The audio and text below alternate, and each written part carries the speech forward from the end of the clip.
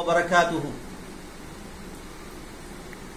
إن الحمد لله والصلاة والسلام على رسوله الكريم وعلى آله ومن تبعهم بإحسان إلى يوم الدين أما بعد أعوذ بالله من الشيطان الرجيم بسم الله الرحمن الرحيم ظهر الفساد في البر والبحر بما كسبت أيدي الناس قال رسول الله صلى الله تعالى عليه وسلم كل ابن آدم خطاؤون وخير الخطائين التوابون۔ تمام قسم کی حمد و ثنا اللہ تبارک و تعالیٰ کے لیے لائق و زیبا ہے۔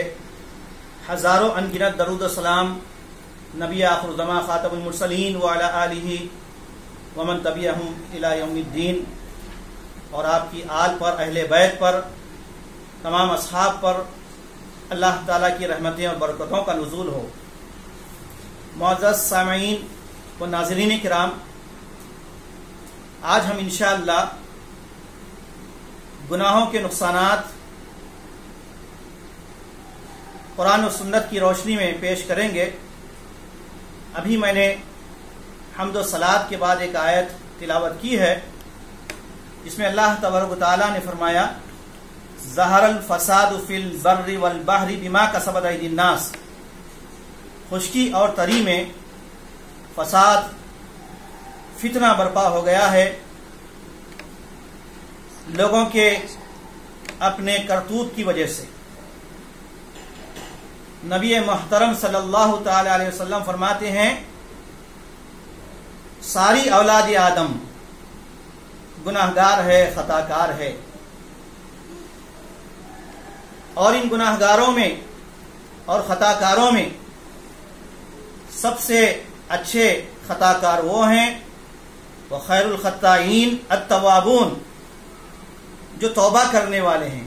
غور کرنے کی بات یہ ہے کہ خطا تو خطا ہوتی ہے، غلطی تو غلطی ہی ہوتی ہے، لیکن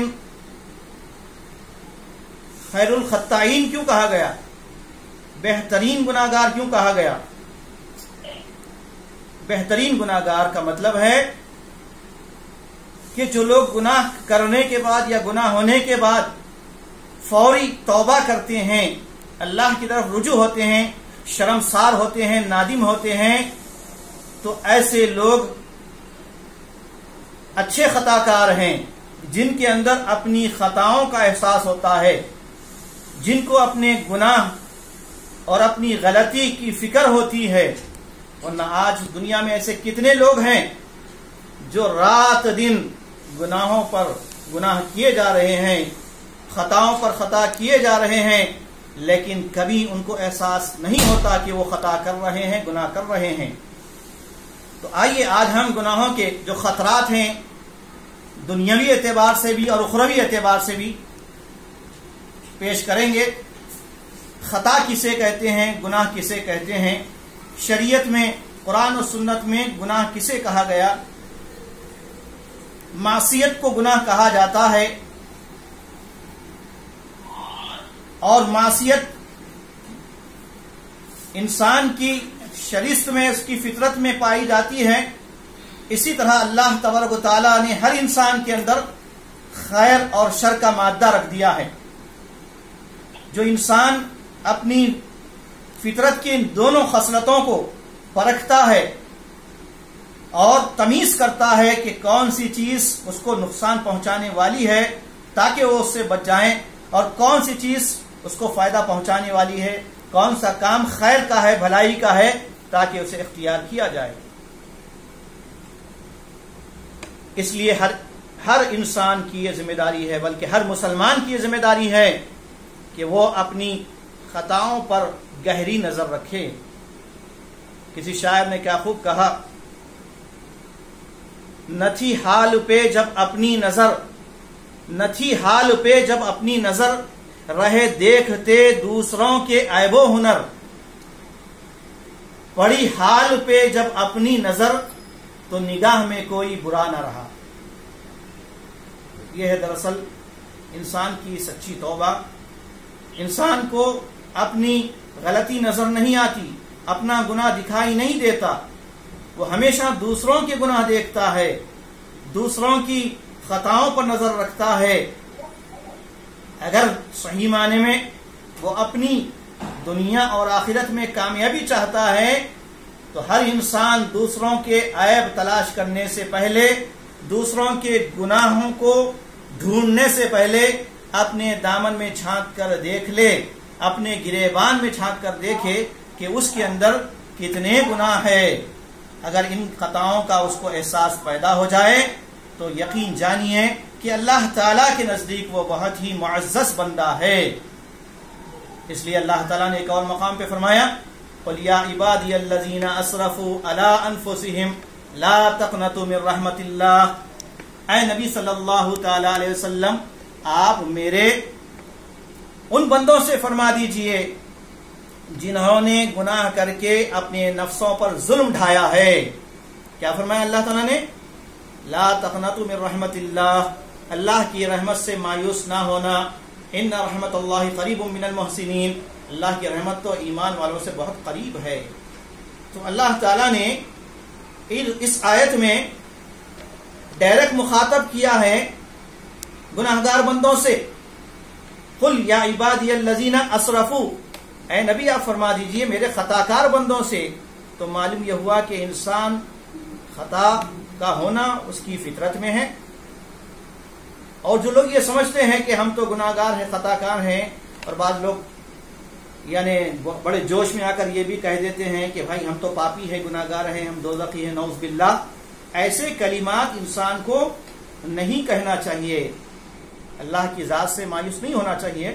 اللہ تعالیٰ نے ہر گناہ کو بخشنے کے لیے اپنے بندوں سے وعدہ فرمایا ہے کہ اگر تمہارے گناہ اتنے زیادہ ہو جائیں کہ زمین و آسمان کی خلاؤں کو بھر دے، تب بھی اگر تم نے میرے ساتھ شرک نہ کیا ہو تو میں اتنے زمین و آسمان کے درمیان کی مغفرتوں کو لے کر تمہارے سامنے حاضر ہو جاؤں۔ یہ اللہ تعالیٰ کی طرف سے بندے کے حق میں بڑی خوشخبریاں۔ تو آئیے دیکھتے ہیں کہ ہم ایک گناہوں کا نتیجہ کیا ہوتا ہے، یعنی گناہ کی وجہ سے کیا اثرات اس کی زندگی پر پڑتے ہیں۔ تو گناہ کی وجہ سے اس کا نقصان یہ ہوتا ہے کہ نیکی کی توفیق میں کمی واقع ہو جاتی ہے۔ اگر ہم اور آپ سے نیکیاں نہیں ہو رہی ہے، ہم نیکیاں کے کرنے میں پیچھے ہٹ رہے ہیں، تو اس کا صاف مطلب یہ ہے کہ ہم کہیں نہ کہیں غلطی کر رہے ہیں، گناہ کر رہے ہیں۔ تو یہ نقصان ہے، یہ نتیجہ ہے، نیکی کی توفیق سلب کر لی جاتی ہے یا کم ہو جاتی ہے۔ نیکی کے کام کرنا اس کے لیے دشوار بن جاتا ہے۔ اور نمبر 2، حق بات ظاہر کرنا یہ عیب لگتا ہے، حق بات کو چھپایا جاتا ہے، سچائی کو چھپائی جاتی ہے، تو جو سچ کو چھپا دیتا ہے وہ گناہگار ہے۔ اور تیسرا نقصان یا نتیجہ اس کا یہ ہے کہ دل کا فساد واقع ہو جاتا ہے۔ ساری برائیوں کی جڑ کہاں ہے ہمارے اندر؟ ایک جسم کا وہ لوتھڑا جس کے بارے میں اللہ کے نبی صلی اللہ علیہ وسلم نے فرمایا، حضرت نعمان بن بشیر رضی اللہ عنہ اس حدیث کے راوی ہیں، ایک طویل حدیث کا آخری حصہ ہے۔ نبی صلی اللہ علیہ وسلم فرماتے ہیں الا ان فی الجسد لمضغہ، اے لوگو سنو، ہمارے اس جسم کے اندر ایک لوتھڑا ہے، ایک ٹکڑا ہے، اذا صلحت صلح الجسد کلہ، جب وہ لوتھڑا درست رہتا ہے، تندرست ہوتا ہے، تو سارا جسم صحت مند رہتا ہے، توانا رہتا ہے۔ جب وہ بگڑ جائے تو وہ سارا جسم بگڑ جاتا ہے۔ پھر آپ نے فرمایا الا وہی القلب، اے لوگو سنو، وہ کیا ہے؟ وہ دل ہے۔ دل اگر فساد زدہ ہو جائے، دل کے اندر بگاڑ پیدا ہو جائے، یعنی دل کو گناہوں کی آماج گاہ بن جائے، دل کو اٹیک ہو جائے، تو جیسے آدمی انتقال کر جاتا ہے، اسی طرح دل کے اندر شک، ریب، کفر، وسوسے اور اللہ تعالیٰ سے نا امیدی اور بدظنی، بدگمانی، یہ چیزیں اگر پیدا ہو جاتی ہیں تو سمجھو کہ وہ دل کا فساد واقع ہو گیا۔ اور مزید سنیے کہ گناہوں کا جو نتیجہ ہوتا ہے، ذکر الہی چھوٹ جاتا ہے اس سے۔ ایسے لوگ عموماً جو گناہوں میں رات دن مصروف رہتے ہیں، ان سے اللہ تعالیٰ کا ذکر چھوٹ جاتا ہے۔ یہ اللہ کی طرف سے ان لوگوں کے لیے بہت بڑی وعید ہے جو رات دن گناہوں میں، برائیوں میں مبتلا رہتے ہیں۔ اور گناہوں کے نقصانات میں ایک بڑا نقصان یہ بھی ہے کہ لوگ تضییع اوقات کے عادی بن جاتے ہیں۔ تضییع اوقات کا مطلب ٹائم ویسٹ کرنا، ٹائم ویسٹ کرنا. مثال کے طور پر اگر ہم بیٹھے ہیں، گھر کے پورے بچے بڑے بوڑھے مرد عورتیں سب مل کر بیٹھے ہیں اور گفتگو ہو رہی ہے لمبی طویل، 3 گھنٹے ہو گئے پتہ ہی نہیں چلا، پھر ہم بولتے ہیں کہ 3-4 گھنٹے ہو گئے ہیں، وقت کیسے کٹ گیا ہے. یعنی آپ نے 3 گھنٹے وقت مختلف باتوں میں لگ کر ضائع کر دیا. وہی اگر آپ کو دین کی بات بتائی جاتی ہے 1/2 گھنٹہ 20 منٹ 15 منٹ تو یہ بے چینی واقع ہوتی ہے. یہ اس بات کی علامت ہے کہ ہمارے اندر اللہ کے دین کی سماعت، قرآن و سنت کی باتیں سننے میں کہیں نہ کہیں ہم سے غلطی ہو رہی ہے. ہمارا دل جو ہے ابھی اللہ تعالیٰ کی طرف، اللہ تعالیٰ کی باتیں سننے کی طرف مائل نہیں ہے. ہاں اگر غیبت کی باتیں ہوتی ہے تو ہم دونوں کانوں سے سنتے ہیں، اور دین کی بات ہوتی ہے تو دونوں کان سے نہیں، ایک کان سے ہم سنتے ہیں، دوسرے کان سے نکال دیتے ہیں. پھر فائدہ کیا ہوتا ہے؟ تو اس لیے یہ گناہوں کا نتیجہ ہوتا ہے. اور مخلوق سے نفرت ہونے لگتی ہے. ہر ایک سے آدمی تنہا ہو جاتا ہے، الگ ہو جاتا ہے، نفرت کرنے لگتا ہے. یہ بھی گناہوں کا نقصان ہے.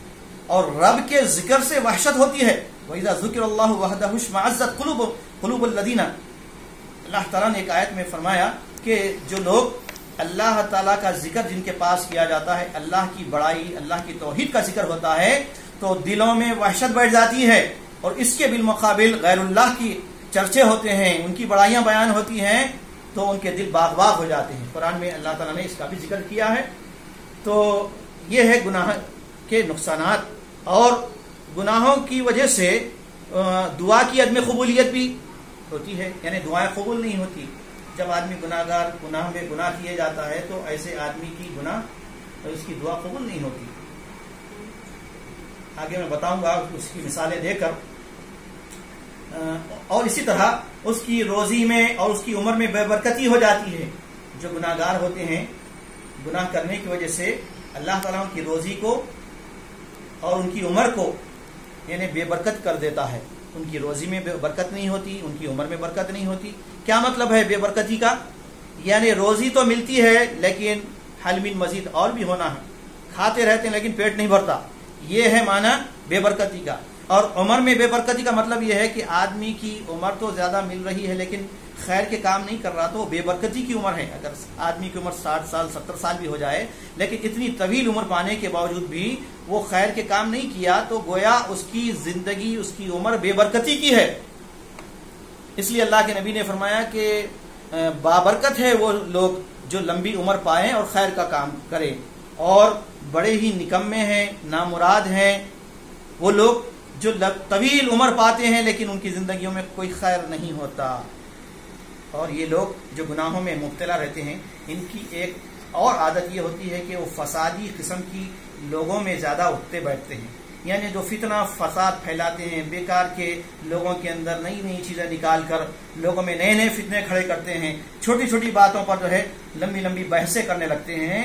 تو یہ بھی قساوت قلب کی علامت ہے. اللہ بچائے ہم سب کو. اور یہ لوگ ہمیشہ حزن و ملال میں اور غم میں مبتلا رہتے ہیں. اور ایسے لوگ جو گناہوں میں مبتلا رہتے ہیں ان کی معاشی زندگی تنگ ہو جاتی ہے، ذکر الہی سے وہ غافل ہو جاتے ہیں اور گناہ پر گناہ کیے جاتے ہیں. تو ان کی زندگی خیر سے خالی ہوتی ہے، شر سے بھری ہوئی رہتی ہے. اور حقیقت یہ ہے کہ ایسے لوگوں کی زندگی ایک اجیرن رہتی ہے.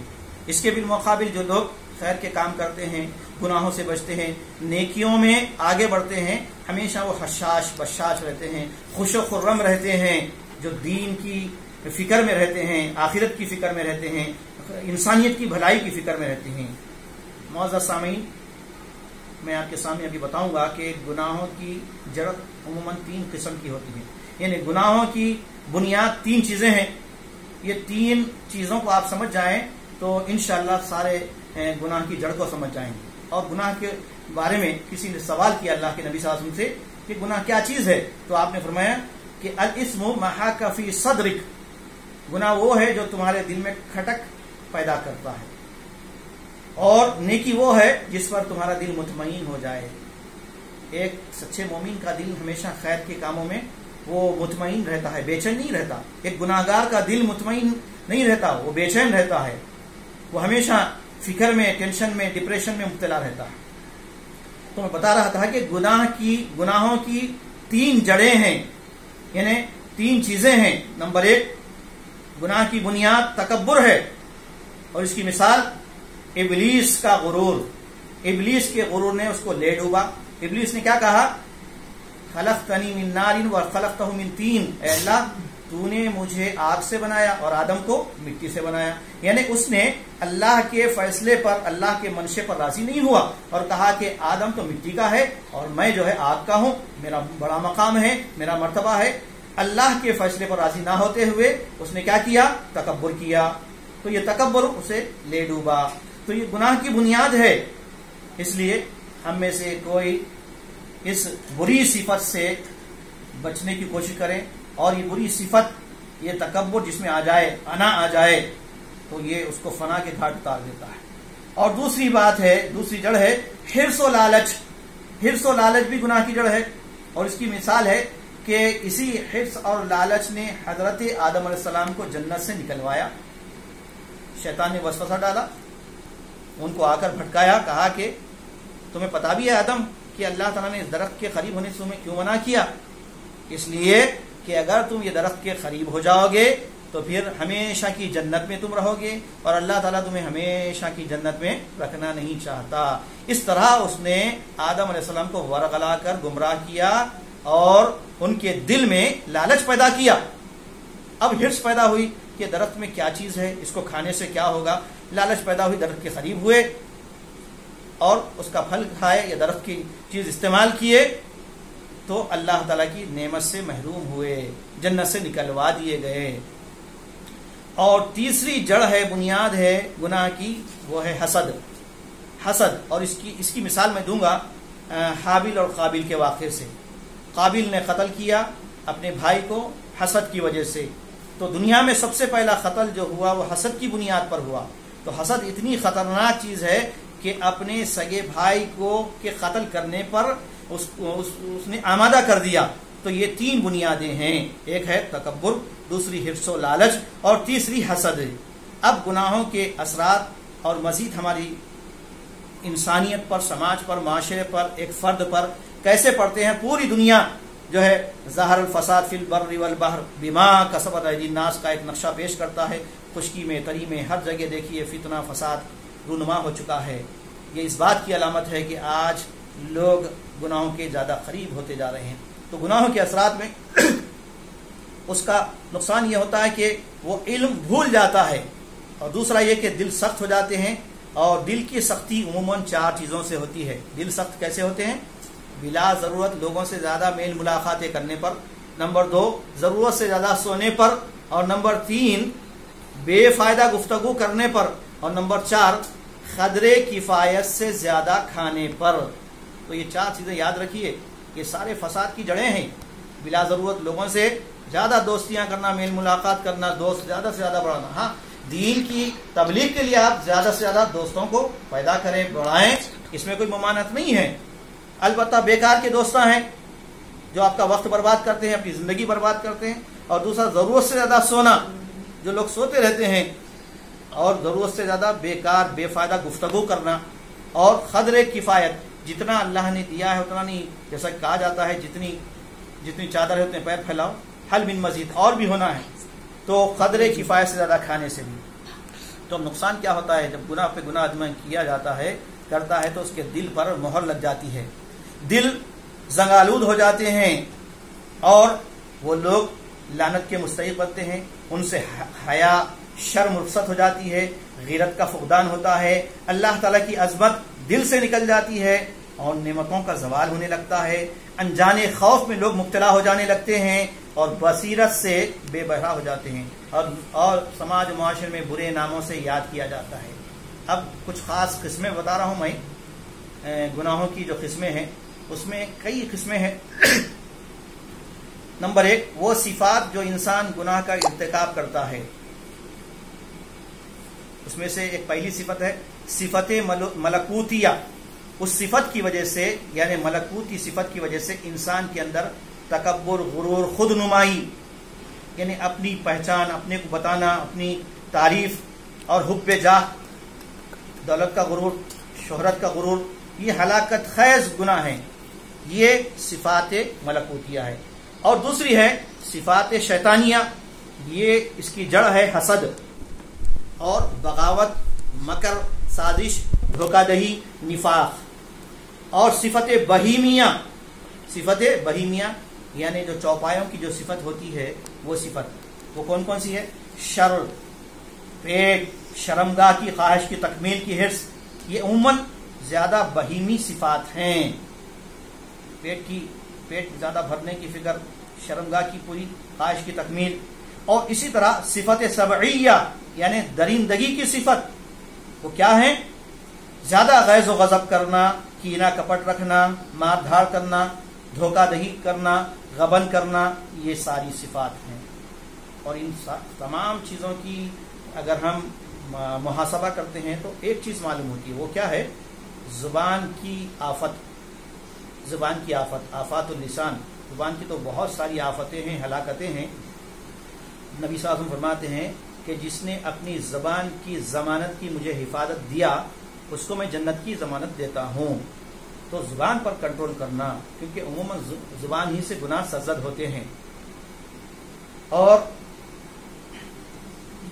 سابقہ قوموں پر کن گناہوں کی وجہ سے، کن جرائم کی وجہ سے ان پر عذاب آیا تھا، اس کی مثالیں دے کر میں اپنی بات انشاءاللہ مکمل کر لوں گا.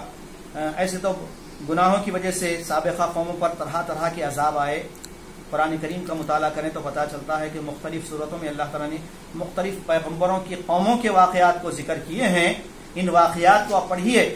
یہ واقعات، یہ قصص یوں ہی بیکار نہیں ہیں. ان قصص اور واقعات کے پیچھے لاجک مقصد یہ ہے کہ ہم عبرت حاصل کریں. اور یہ تلک الایام نداولها بین الناس، جو کچھ سابقہ قوموں نے کیا ہے، اگر وہی حرکات تم کرو گے تو تمہارا بھی وہی حشر ہونے والا ہے. اس لیے اللہ تعالیٰ نے آگاہ کرنے کے لیے، تنبیہ کرنے کے لیے، ہم کو سدھارنے کے لیے، ہم کو سنبھلنے کے لیے، ہم کو عبرت حاصل کرنے کے لیے مختلف قوموں کے ہلاکتوں کے، عذابوں کے واقعات کو قرآن میں ذکر کیا ہے. سرسری بات کہہ کر اپنی بات کو انشاءاللہ تکمیل کروں گا. تو سب سے پہلے ہم طوفان نوح کا ذکر کرتے ہیں. طوفان کا عذاب یعنی کئی دنوں تک طوفان آیا.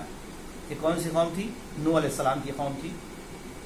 حضرت نوح علیہ السلام، جن کے نام کی ایک مکمل صورت ہے قرآن کریم میں، سورۃ النوح. اس پیغمبر کو اللہ تعالیٰ نے 950 سے زیادہ برس تک تبلیغ کرنے کا حکم دیا. یعنی وہ 950 برس تک انہوں نے تبلیغ کی. صرف دن میں نہیں بلکہ رات میں بھی کی. تو معلوم یہ ہوا کہ دعوت و تبلیغ کے لیے کوئی ٹائم وقت مقرر نہیں ہے. یہ اور بات ہے جیسی سہولت ہوگی ویسا کیا جائے گا. لیکن بتایا جا رہا ہے کہ انی دعوت قومی لیلا و نہارا، اے پروردگار میں نے اپنی قوم کو رات میں بھی دعوت دیا، اللہ تیری طرف بلایا، اور دن میں بھی دعوت دی.